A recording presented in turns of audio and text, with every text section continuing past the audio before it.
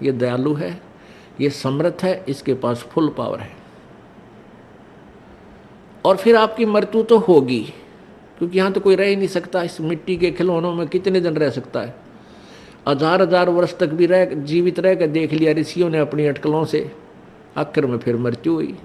यहाँ तो मृत्यु होगी।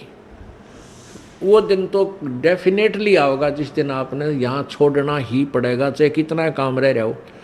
आज जो स्थिति आपकी है, यदि आप इसको अभी से सेट करके चालोगे कि परमात्मा आपकी इच्छा कभी ले चलियो, यदि आपने मोक्ष उद्देश्य रखना है, उसमें फिर अग्रम अग्रम नहीं रखनी कि यूँ काम रह गया, ऐसा नहीं हुआ, भगवान इतना और हो जाता फिर काम बने, नहीं।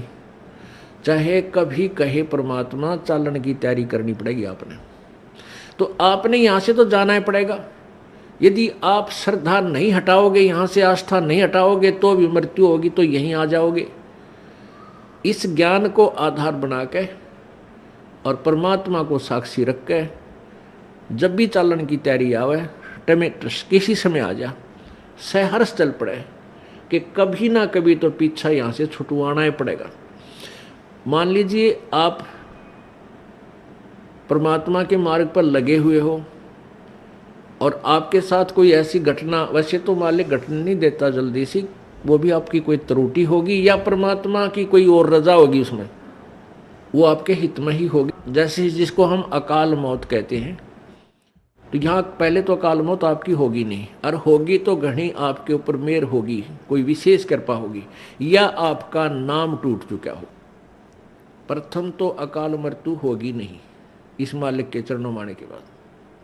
इसके हाथ में है मासा घटे ना चल बढ़े, विधना लिखे जो लेख, और साचा सतगुरु मेट कर ऊपर मार दे मेख। ये वो परमात्मा है जिस लिखे हुए लेख को, प्रारब्ध को कोई भी चेंज नहीं कर सकता। ये परमेश्वर कबीर देव उसको चेंज कर सकता है, उस भाग्य को बदल सकता है। तो ये तो उसके साथ होगा जो हृदय से, तन मन धन से कोई मर्यादा भंग नहीं करता है, प्रभु के चरणों में लगा हुआ है। और दूसरे जो परमात्मा के चरणों में लगे हुए हैं और परमात्मा की कुछ और रजा है कि कई कारण हो जाते हैं पुण्यात्माओं, तो उसको ऐसे अकाल मौत, वो स्वयं ही अकाल मौत मृत्यु करेगा उसकी, और तुरंत ही उसको दूसरा जीवन देकर पार करेगा। वो उसने अपनी आत्मा को देखना है। हम तो अपना स्वार्थ देखें। जैसे किसी की माँ मर जा, चाहे 70 साल की हो रही है, तो याद आवे है कि भाई अच्छी बालक खिलाओ थी, पोत्या ने राजी रखे थी, घर की रुखाड़ करे थी, ये बना मरे तो बढ़िया है। तो हम तो अपने स्वार्थ ने कर रहे हैं। जय उस माता जी का हो जा बीमारी, कोई रोग हो जा, 10 लाख जा, खाट पे लेट जाओ, तो हफ्ते अंदर हाथ जोड़ लेंगे सारे, है भगवान माँ की माटी उसंगवा ले, परमात्मा इसने उठा दे। तो कहने का भाव ये है कि यदि परमात्मा किसी भी समय पर अपने सच्चे भक्त लगा हुआ ठीक है और उसको ऐसी कोई घटना करता है, ऐसी कोई घटना होती है अकाल मृत्यु की, 2 कारण से होगी। या तो आपका नाम खंड हो चुका है, उसने आपको काल ले गया, या परमात्मा अपने हिसाब से वहाँ से तुरंत दूसरा जन्म देकर आपको पार करेगा। अपने आत्मा, हम जैसे दीर्घ रोग है हमारे को जन्म और मृत्यु का एक दीर्घ रोग है, ये कैंसर हो रही है। ये प्रभु का हॉस्पिटल है, ये सतलोक आश्रम बरवाला एंड करो था। जब आप इस हॉस्पिटल में प्रवेश पा लेते हो और आपने उद्देश्य ये होना चाहिए कि मैं इस रोग से मुक्ति पाऊं, तो यहाँ फिर डॉक्टर ने देखना है। जैसे डॉक्टर के पास आप चले गए, आप भयंकर रोगी हैं, फिर डॉक्टर ने ही करना है जो करना है, मरीज की नहीं चलती। वहाँ पर मरीज की कोई राय नहीं ली जाएगी।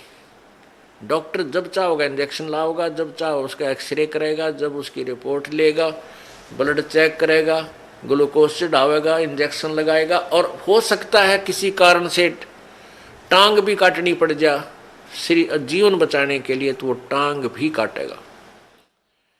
तो वहाँ मरीज अपनी नहीं चलाता है, वो करबद्ध रहता है और डॉक्टर को समर्पण कर देता है कि जो आपको ठीक लगे वही करना। तो यहाँ आने के बाद आपने अपना अगर जन्म मरण का रोग कटवाना है तो परमात्मा डॉक्टर हैं, कबीर भगवान हमारे, इस दास को आपका कंपाउंडर छोड़ रखा है।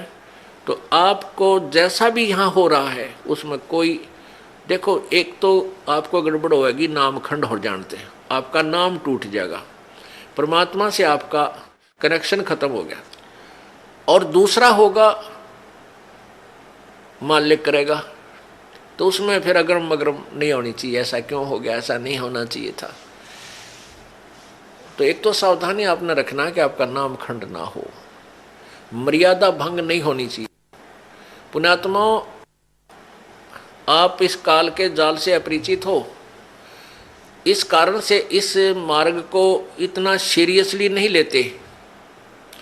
आप केवल पहले आते हो सुख के उद्देश्य से कि मेरा ये हो जा, बेटा हो जा, बेटी हो जा, कार हो जा, कोठी हो जा, टोटा दूर हो जा, कर्जा उतर जा, छोटा मोटा को शारीरिक कष्ट है वो दूर हो जा। ये तो आपको फ्री ऑफ कॉस्ट होगा यदि आप सच्ची श्रद्धा से भक्ति करनी प्रारंभ कर दोगे। फिर कुछ दिनों के बाद आपको यहाँ इसलिए बुलाया जाता है, भाई हर महीने आना है, दूर देश के हैं वो चल दूसरे महीने 1 महीना छोड़ कर आ जाएं, 2 महीने छोड़ कर आ जाएं। आपको इसलिए बुलाया जाता है कि ताकि आप इसको इतना सीरियसली नहीं लेते, क्योंकि आप